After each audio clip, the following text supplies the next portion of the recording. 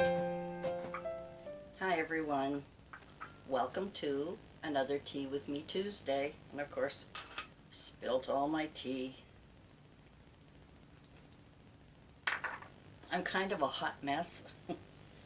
Now I've got my light on, and I'm going to try hard not to let, if I look this way, if I look this way, you won't get a glare. If I look this way. Anyway, my hair's a mess. So today I put a video out, and I said I wasn't going to do a Tea with Me Tuesday. But I missed them, you know, if I don't do them, and it gives me a chance to chat with you. So, okay, I know, I don't even know where, there, I'm supposed to look there. I'm going to try and kind of keep down so that the glare doesn't go in my glasses. But you know, I'll start doing this and blah blah blah and start whatever. Anyway, I put my hair up in a clip. I don't know if you can see it, but I put my hair up in a clip and just let the rest of it hang. It's getting so long. But you know what? It's a pain in the neck to wash. You know what I end up doing? I end up flipping my head in the shower upside down to wash it, because I feel like when I'm this way, my hair is so thick and heavy that I feel I'm not getting into it. So I'll start with the top, and then I'll be flipping over like this, and I'll be washing my hair. But I'm not cutting it. I've decided I'm not cutting it. And that's it. Excuse me, I've been rushing around here. Oh, now I can breathe. Sorry, the glare.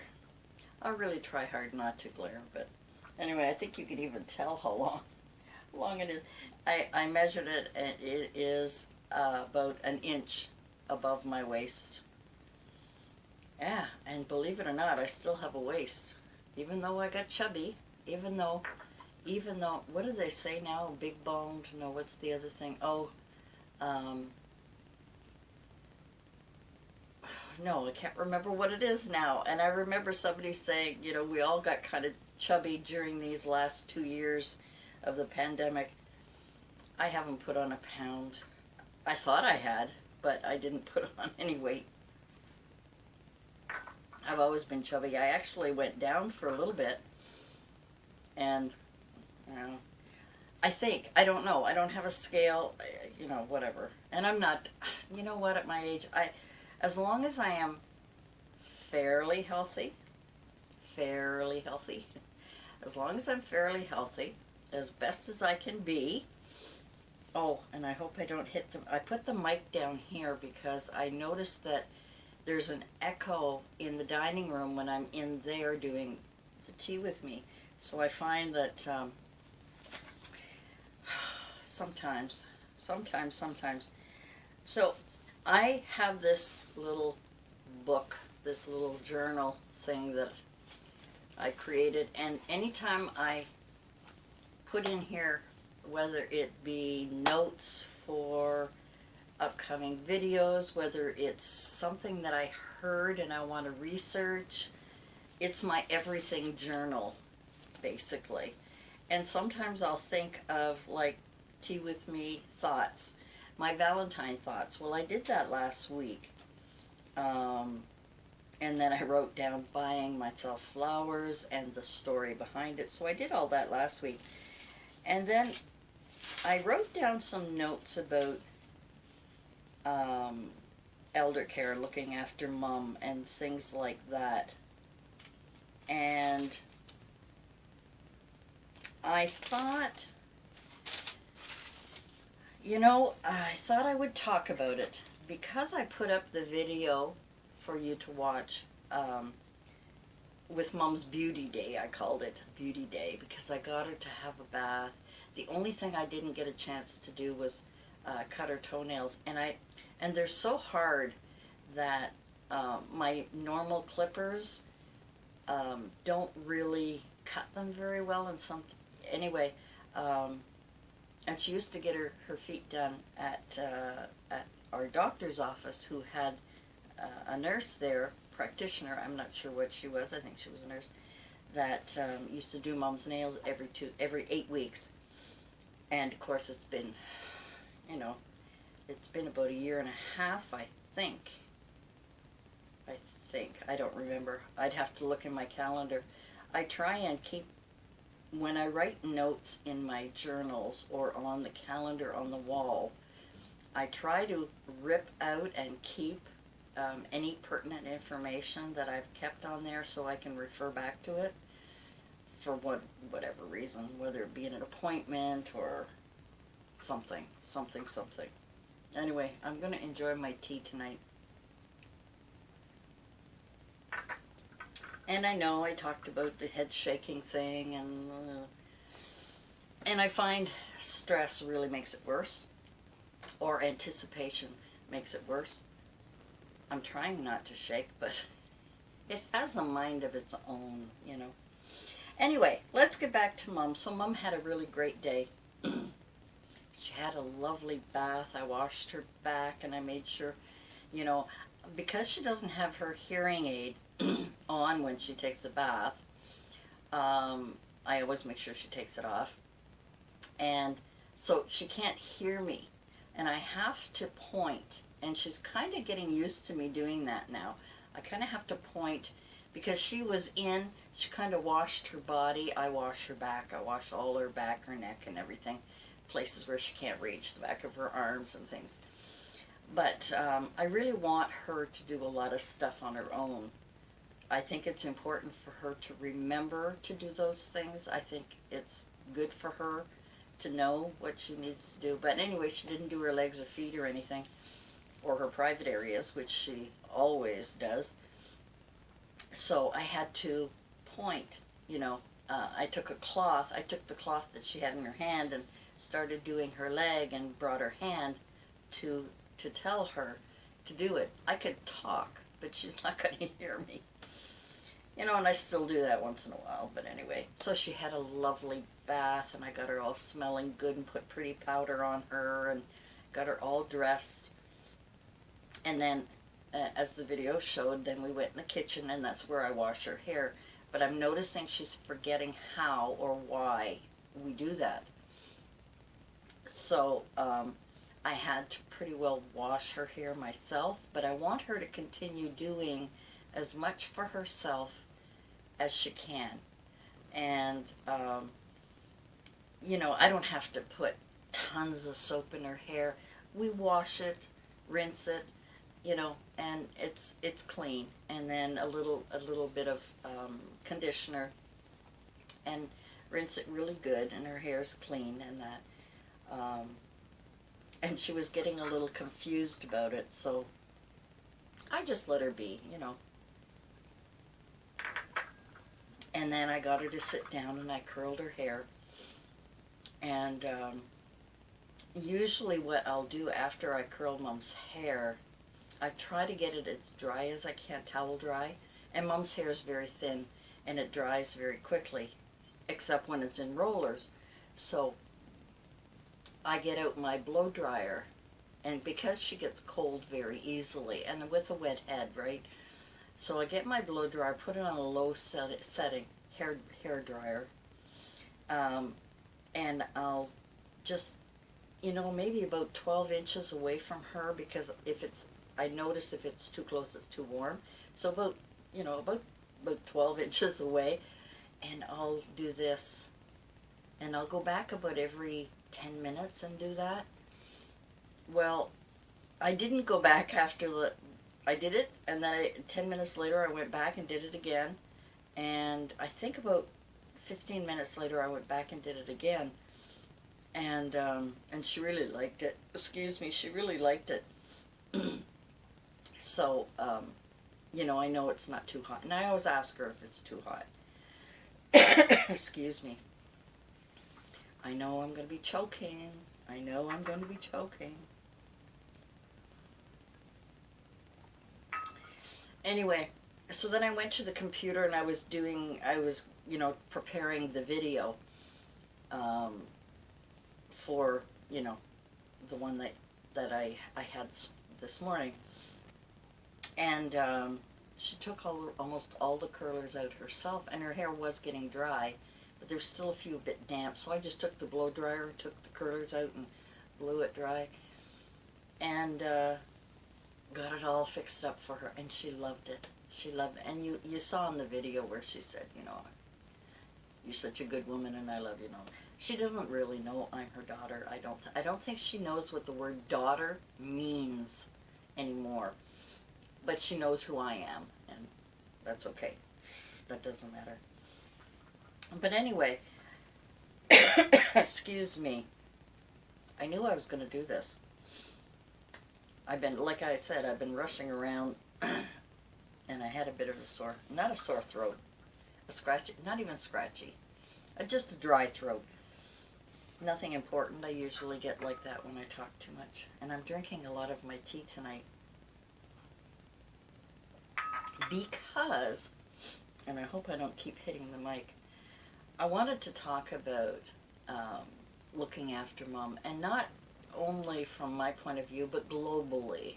And I know a lot of you have, who are my subscribers, have mentioned or sent me comments about when they looked after their parents, or, you know, and what they went through. And it is difficult. It's not an easy thing. But I really want to, I guess, stress, if you're ever confronted with the choice of looking after your parent, or your spouse, I mean, you know, could be, or sibling, but you're stronger than you realize. You are totally stronger than you realize. I thought I could handle looking after Mom. I thought. After the first year, I thought I made the biggest mistake, because, as I've mentioned in many videos, I lived alone for a long time, and my daytime routines and things that I didn't include chatting. And Mom was the kind of woman who always lived with someone and always looked after someone and was always chatty. She was a very social woman. And I mean, not that I wasn't, but when you live alone, you don't have to talk to anybody if you don't want to, you know. Anyway, so I guess one point is that you really are stronger, and I realized that after a while, when Mom and I got used to each other, she got used to me, and things like that. But at this stage of Mom's life, Mom's language skills are becoming more and more limited. Because we live together, because I have been with her through this gradual process, I can tell what is important and what she wants to convey, even if she uses the wrong words.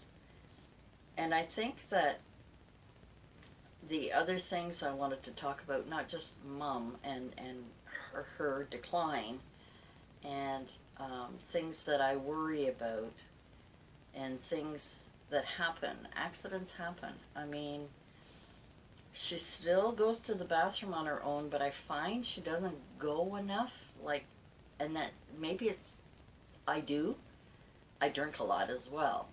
So I try and get Mom to drink a lot, but I try and make sure that she goes to the bathroom often. I try and make sure she, you know, that things are flowing properly, because one of the biggest problems with elderly people are that they don't get enough fiber, and they get bound, and when they get bound, it's painful. And when they have dementia, they can't explain the cramps. They can't explain it. And all Mom could do was rub her tummy and say, it hurts so much, it hurts. And you know, the first time I had to deal with it, actually the second time, because the first time I had to deal with it, I rushed her to the hospital because I hadn't a clue, right? And they told me that she was constipated and that it was bound up, and they gave her an enema, and I wasn't around to hear her, scream and holler or do whatever it is that she would have done. But the second time that it happened, and I had to give Mom an enema, and then I realized that the fiber, I've forgotten the name of it, starts with a PS, silly something. Anyway, sorry, I totally do. That the doctor prescribed was not working. Not working because no matter what I put it in, it thickened, and Mom wouldn't drink it, the water. I tried to put it in her food. I started using another brand, only because it was the same thing that was prescribed for my grandson, who has still, I think, to this day, but since he was a little fella, he's had trouble going. And I think it happens a lot with boys for some reason. At least that's what I can, that's my experience from my grandson's experiences.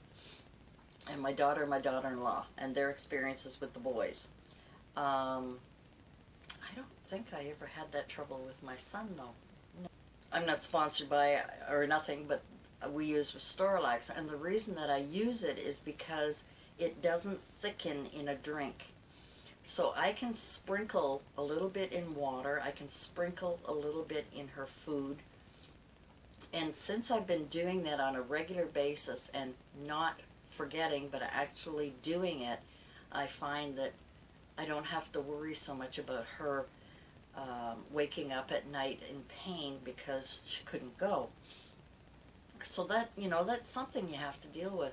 Giving your parents an enema, the first time I hated it, but I've always, now it sounds really, really stupid, but even when I was a little girl, we had a dog who had puppies. I used to clean my dog. I used to clean its bum. I used to clean up the poop. I used to clean, so, that kind of thing never bothered me. And then I had babies, and they pooped, and they do, they make a mess.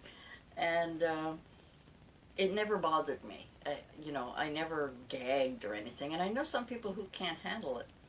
But anyway, going through all of this, I now sort of keep track of Mom's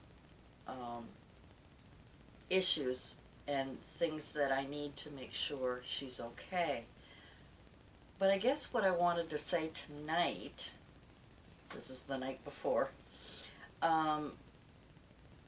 it builds character in you, and you do things you didn't know you would ever be able to do. You learn that the needs of another person are more important than your own needs, and you'll do anything to make that person comfortable because you don't want them to hurt and you don't want them to suffer.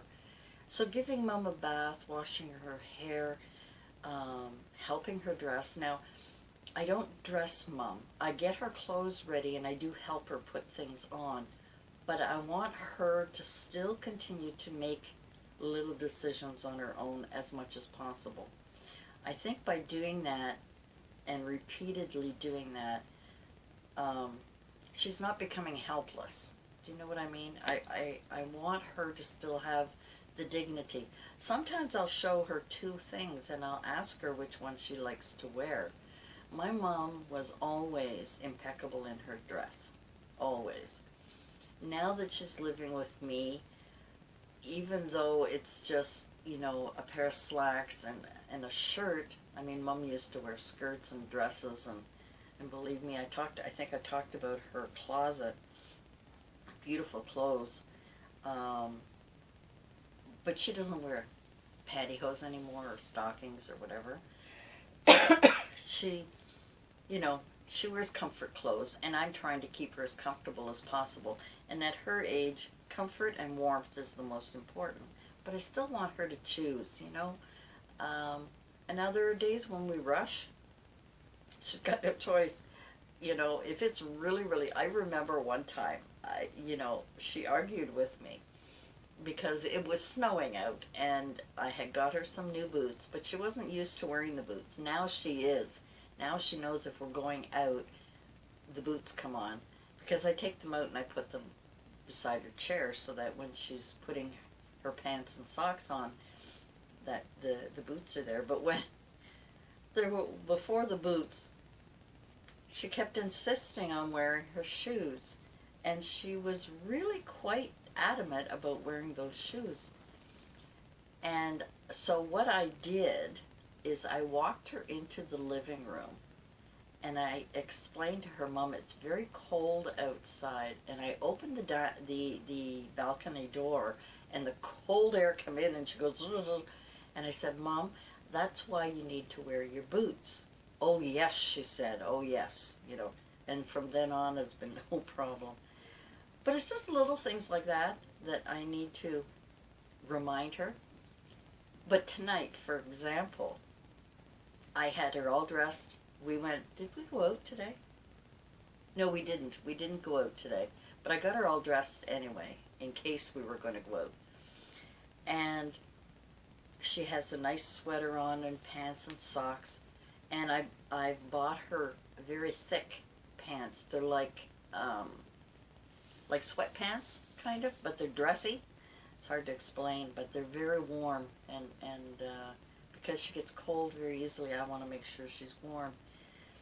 So tonight we have a routine. Every night we go into the bathroom. Mom has false teeth.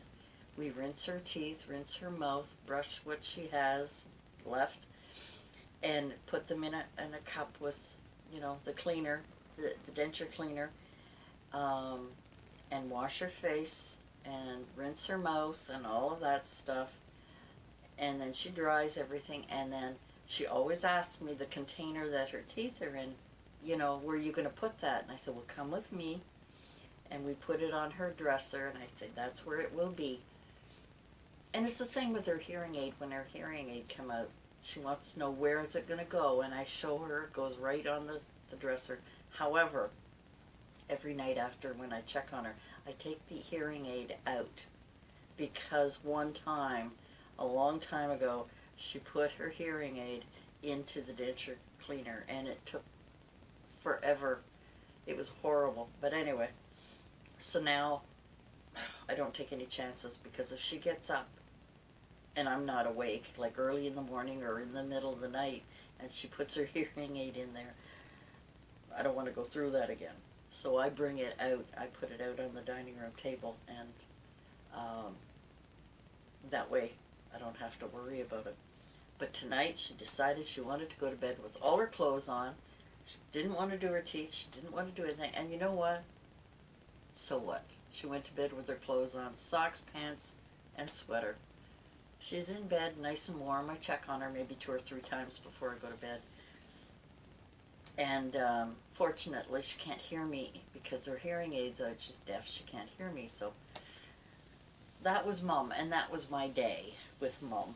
But those are the kind of things that it's like having a child again, because it's almost like I have to teach her again, but she's going to forget anyway. And I keep trying to, make things interesting for her. If I'm in the kitchen, I'll ask her to come in and, do you want to watch, and things like that. But I guess the other thing I wanted to mention is that if you are going to be looking after a parent or a sibling or whoever with dementia, be prepared to put your life on hold. There are a lot of things you can still do. There's a lot of things, but they are the most important thing. And when they're losing their memory, and when they're losing their sense of self, it's very frightening. There was, on one of the videos, a couple of years, I think a year or 2 after Mom came to live with me, there was a video where they took some people and put hearing aids on them, put earphones on them, and anything they said was distorted, and the whole thing was to experience what a person with dementia, a certain type of dementia, I think, but dementia anyway, goes through. And it was, they did the whole procedure, and then afterwards they asked the people who had done this little project experiment, how did you feel? And they said, you know, things like, we were terrified, we were angry, and we didn't know what was going on, and we thought you were stupid. And, you know, because of the whole process of trying to get people to understand that people with dementia, they aren't doing things on purpose. You know, Mom's not doing things on purpose. This is just the way the disease goes. This is just what happens. And to come back to yourself and being stronger than you think and being prepared for putting your life on hold, it really is a full-time job. This is really a full-time job. I am very lucky. I am blessed that Mom does not have the kind of dementia that brings out aggression and anger. She did it first, but I think it was more because we were trying to get to know each other. And the way I talked to her, she found it to be rough. She called it rough. And I agree with her because I had never experienced this before. I never had someone I had to talk to all the time. And I think it was just a trait of mine in dealing with my staff when I was working. When things have to be done and there's a deadline and we're all stressed and we're all pressured, I developed kind of a bossy, well, I was boss, so bossiness. And I think with Mom found that difficult. And my dad was like that. And my dad's mom, grandmother, the way they spoke, it wasn't what they said, it was the tone of voice. So I had to change my tone of voice. It's still hard for me because I'm still kind of out there. But I'm very fortunate that Mom didn't have that anger. Now my brother, who has Alzheimer's, did have that. He did have aggression. He was becoming dangerous to his wife as the Alzheimer's was changing his personality, because my brother was the sweetest, kindest, nicest person in the world. Mind you, like any human being, you know, you push too hard, he's going to get angry. But he was always laughing and happy, like my mom. I mean, my mom and my brother had the same character. Me, I had the same as my dad, you know, my dad's side of the family. And my mom and my brother were more soft, more needy, more in need of a partner, in need of social activity. Whereas me and my dad, my grandmother, because we all lived together, I kind of see myself on that side of the family, were more independent, maybe a little too short, a little too bossy. Yeah, you know, bossy, firm. You know, I hope I wasn't like that with my kids, but apparently, I guess I was at times, I suppose, but maybe that's my way of showing authority. I don't know. So I was very fortunate that my mom didn't have those aggressions that my brother had and my sister-in-law had to deal with. And a lot of it she didn't share with us. And eventually she did share. And I did see the aggression in my brother on occasion. But he was going through basically the same things my mom was going through, you know, and what these people in this test were going through. That when you don't understand the words, when you don't understand what somebody's telling you, there's got to be something deep inside of you that gets angry, you know. But Mom's, she is happy. She is, and since I've given her that baby, oh my gosh, she has been doting on that doll, doting. And I think, I talked to my niece who works in a nursing home, and she said a lot of their patients have baby dolls, and they just dote on them.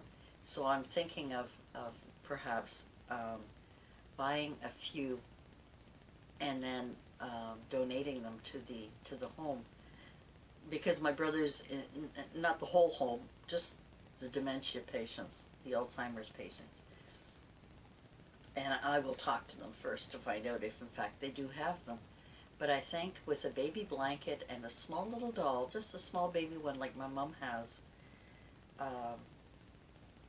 may give them some feeling of usefulness, to care for something without realizing they needed it, you know.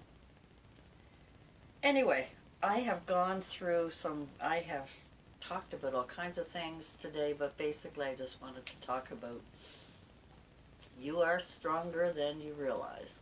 And my mom has taught me so much about compassion, respect, dignity, forgiveness.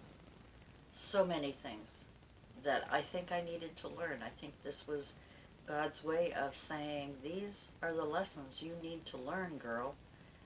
You can go through your life having a good time, but if you're not compassionate, forgiving, respectful, loving, caring, all of those things, if you're missing any of those things, you've got to learn to bring them out, and that's what I try to do. And sharing with you is really, really important to me. Thank you so much. Thank you so much for coming by and listening to me chat, sometimes way too long. But I have so much I want to share sometimes. And I think, I hope it helps someone who is on the verge of going through this. Do a lot of research. Do a lot of research. Go online. There's a woman in the United States. Her name is Teepa, T-E-E-P-A, Snow. Expert on dementia and Alzheimer's. And she has tons of information. Even how you touch a patient. Well, she mostly trains, you know, the nursing staff that have to look after the patients, but it's the same thing with your own parent or sibling or whoever you're going to look after. The tips that I learned, the little things, and even now I'll go back and I'll watch them again just to remind me that maybe I'm doing something, or maybe there is something that I could, you know, kind of jog my memory as to what I've learned. And I think Mom and I have come to a point where she's happy. She's well fed. She's healthy. She's happy. She's getting exercise by going out every day, and we walk down the stairs. And I mean, I could take the elevator, but I don't want her to always be just walking flat. Going down the stairs is good exercise for her. Mom's still good on her feet, although if she sits too long, she has trouble getting up, but that's okay. She's 91 after all. But I guess I wanted to share these things with you, and share it with maybe some new people. You're younger. You may never have to look after a parent, a sibling, a spouse, or your children even, but maybe you might. And just by watching some of my videos when I have Mom in there, and some of my talks about how Mom is declining, and I am how fortunate I am to have her in my life. It's a blessing for me. It's a blessing. Anyway, guys, I've rambled on. I have no continuity here in my video, but I want to thank you so much for stopping by, and thank you for all the love that you send to Mom. Thank you so much for all the sweetness. I tell Mom, but she forgets, but I'll tell her again. It's okay. That's no big deal. Anyway, guys, I better let you go. This is getting way too long. My tea's almost finished. I actually drank my tea. Ooh, unbelievable. Thanks for joining me this week, and I hope to have something a little shorter and more fun to talk about next week. You take care. Bye for now.